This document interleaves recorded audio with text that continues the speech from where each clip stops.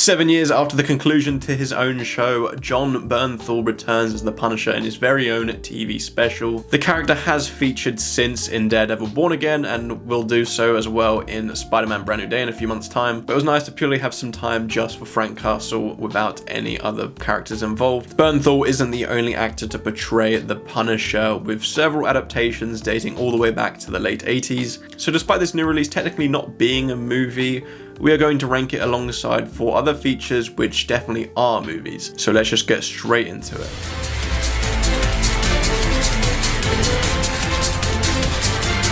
Whilst I did watch this movie a little while ago, I nearly forgot about it and didn't include it in this list, but yes, we have a Japanese anime in at last place, Avengers Confidential, Black Widow and Punisher. Now I do want to clarify that anime isn't exactly my cup of tea, yet I can enjoy it when the storytelling is done correctly, and that is not the case here. The animation itself is solid, yet it isn't utilised in strong fashion with its action, as all of it was quite repetitive and underwhelming considering the age rating. There is a severe lack of energy in this project, with the voice acting proving to be fairly lackluster, and that is disappointing considering we have some recognisable names. When the plot isn't dull, I just think there are some extremely bizarre choices and ultimately don't entice. Look, the film is ultimately harmless, but it doesn't do anything at all, and once the Avengers are shoehorned in, it just feels like a very lazy project at the end of the day. The 80s were a turbulent time for comic book adaptations, and while The Punisher is obviously a Marvel project, this feels like the perfect era for a Punisher movie. You can argue that the 80s is a peak era for action movies, and honestly, The Punisher 1989 should have thrived in that environment.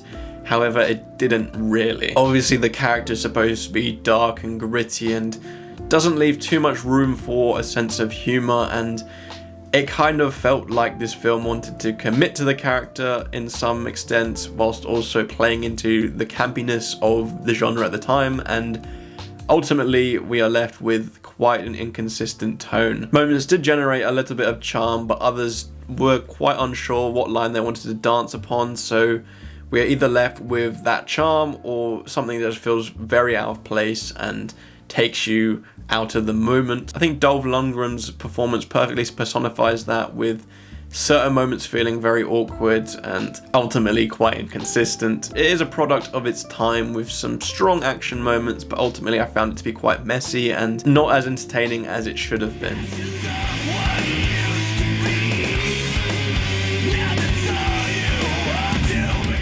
The 2004 adaptation kind of puts those doubts to bed in regards to the previous entry and just kicks off with an immensely dark opening. Now, that's not to say there aren't moments where they try and be charming and comedic, yet they do work well here because they are sprinkled in at various points where it fits the context. Thomas Jane leads the line well with a much more in-depth character focus, and just overall his stature as Frank Castle does fit the bill. His involvement in the action is fun and does generate some of the best moments of this film. Yet unfortunately, at a 2-hour runtime, this film is unnecessarily bloated. There are many instances where we have long, slow sequences which don't need to be included, where they over-explain certain scenarios and actions. And if you cut out a lot of this, it could be a smoother 90 minutes runtime, because the action scenes are great, yet they are sporadic and scattered amongst such unnecessary filler.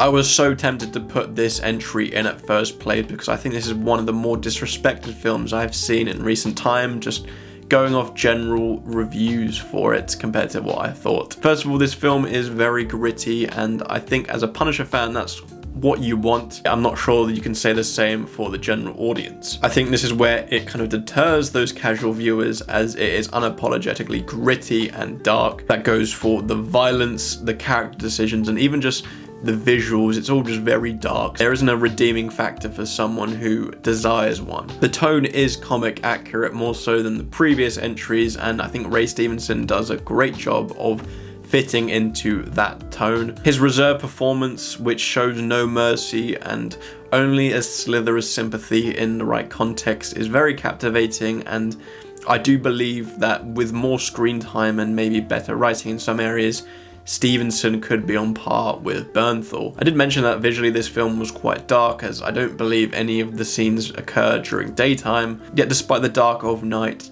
you can always see everything that is going on. The color palette and lighting is superb and really creates this distinct style which just stands out amongst the film. The action is a lot of fun and has some gruesome moments, yet over editing can ruin them, so that is ultimately one of the biggest letdowns from this film. But otherwise, unfortunate to miss out on first place. Tell your children not to walk my way. Now I can't lie, I did think One Last Kill was going to top this list. Yeah, I thought it would do so more convincingly. I think the return of Jon Bernthal is great. We got a little snippet of him in Born Again Season 1, yet to have him as the main focus again was superb. Where this does frustrate is One Last Kill almost feels like a retread and recap for the character, with everything that we saw in his own series and even in Daredevil Season 2. Now I think that is clearly established for new viewers of the character who probably haven't seen that series, so it can almost serve as like a shortcut into seeing the Punisher again in future projects. Yet ultimately it did just feel quite familiar. That's not to say it isn't well depicted, because of course Bernthal is great in the role and sells it with his performance. It just kind of felt like watching the same thing over again. The first half is very much in this recap mode, where it also does set up things for an action-packed second half, which was a lot more of what I wanted to see with this special. We got some relentless action all the way to the end with some fantastic moments, except for one particular shot. I think this is a perfect example of where these TV specials are great. We don't need a whole movie or miniseries to focus on a character. Just a quick 45-minute special can give you an insight into where they are at in their life and potentially set up things for future projects. So I was satisfied with catching up with Frank and getting some more bloody action, but I was also a little bit frustrated that they can't move past what they've already established with the character. So that was my ranking of all of the Punisher movies, including that newly released special. I decided against including the Punisher seasons, as I think that it's just not entirely fair to rank seasons of TV against movies, whereas this TV special was a lot closer to the movie runtime that you usually get. But yeah, please let me know what your ranking is down below, and if you really want to, you can include those seasons of TV. I will be doing a shorter ranking of this video over on TikTok, and which will eventually be uploaded here as well, so if you could look out for that, that would be great. But anyway, thank you for watching, and I hope to see you in my next video.